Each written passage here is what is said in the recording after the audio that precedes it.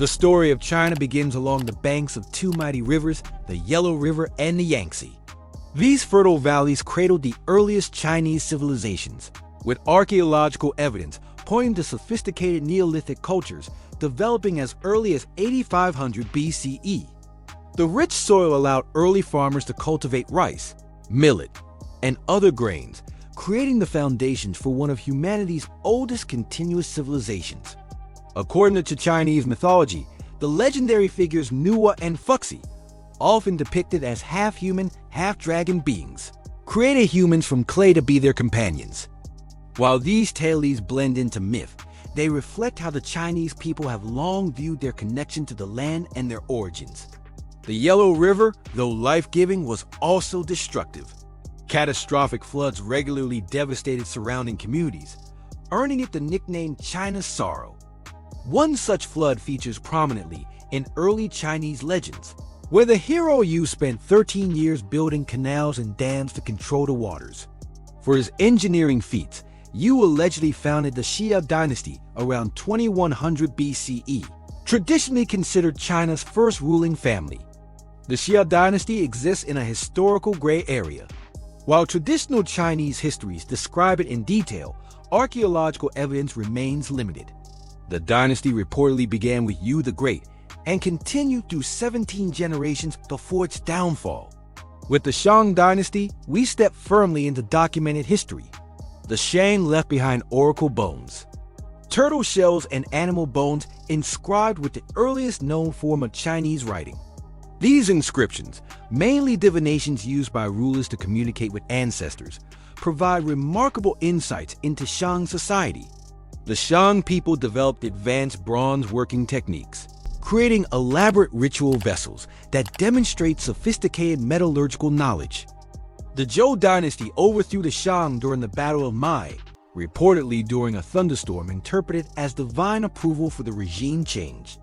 The Zhou introduced the influential concept of the mandate of heaven, suggesting that rulers govern with divine blessing only as long as they remain just and virtuous. When a dynasty became corrupt or failed its people, heaven would withdraw its mandate, justifying revolution. This period saw China's intellectual flowering during what scholars call the 100 Schools of Thought.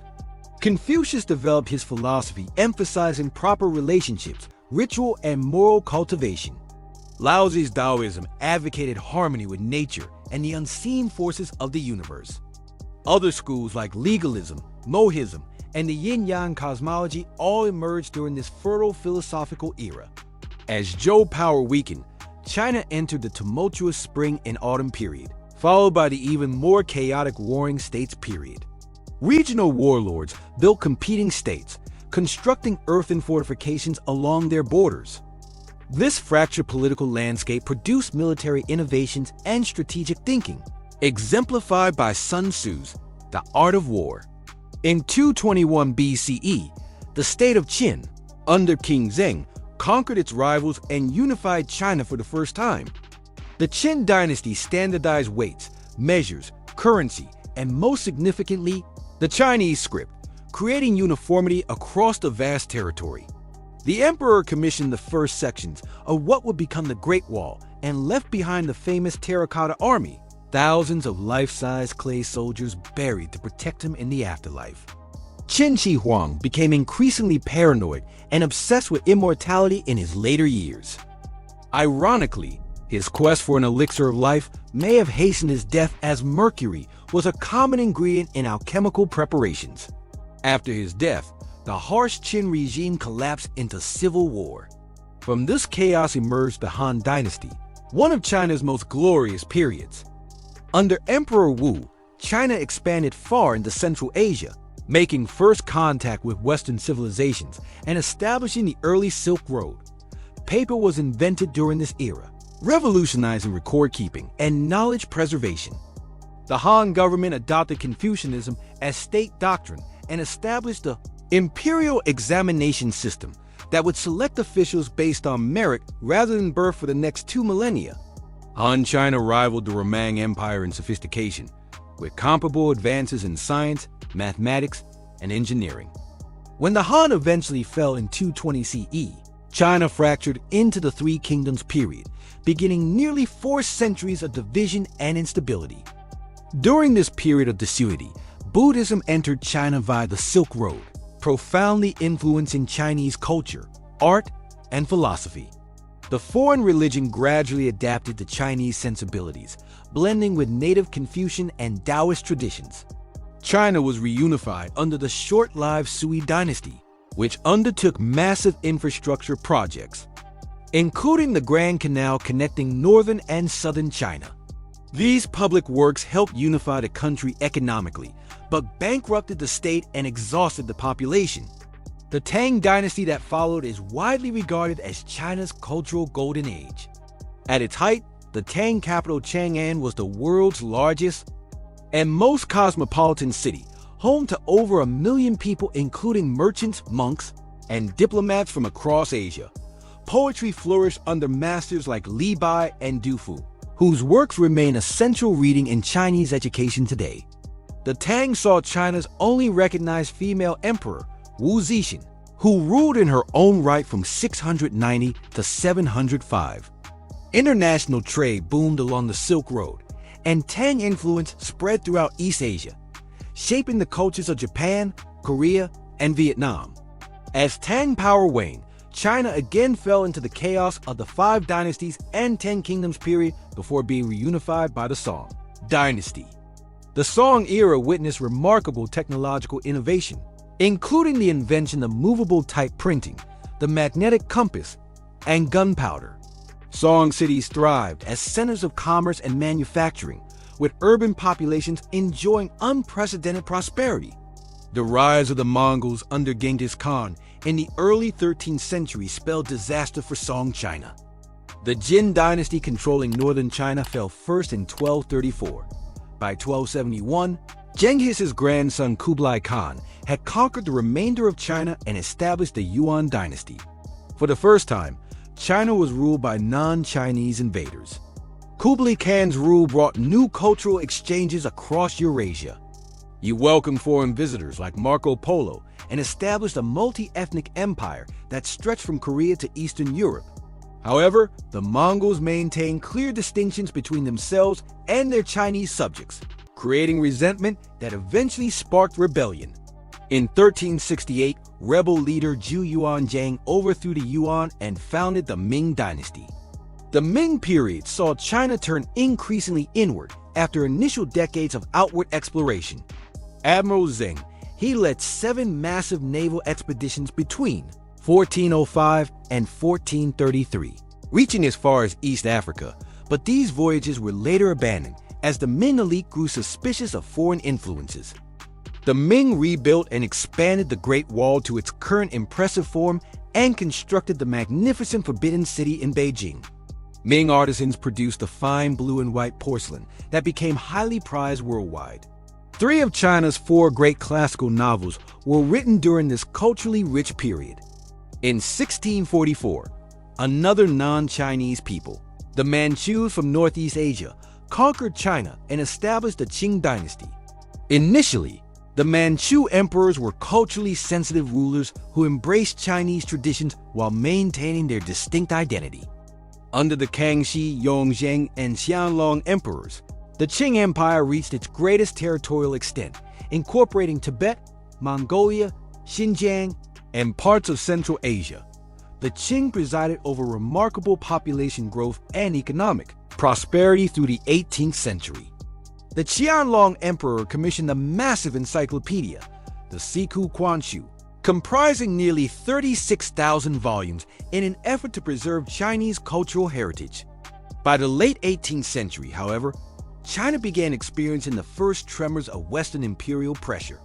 European traders sought access to Chinese markets and goods, especially tea, silk, and porcelain.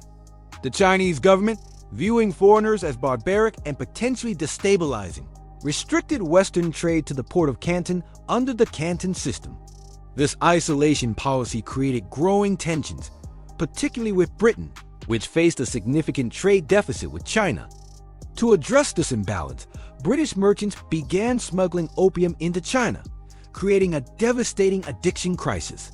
When Chinese officials attempted to halt this illicit trade, By destroying British opium stores in 1839, Britain responded with military force, launching the First Opium War. The conflict ended with China's defeat and the signing of the Treaty of Nanjing, the first of many unequal treaties that granted foreign powers special privileges in China. Hong Kong was ceded to Britain, and 5 treaty ports were open to unrestricted foreign trade and residence. A second Opium War further weakened Qing authority and opened more ports to Western influence. The devastation continued with the Taiping Rebellion, a massive civil war that claimed up to 30 million lives.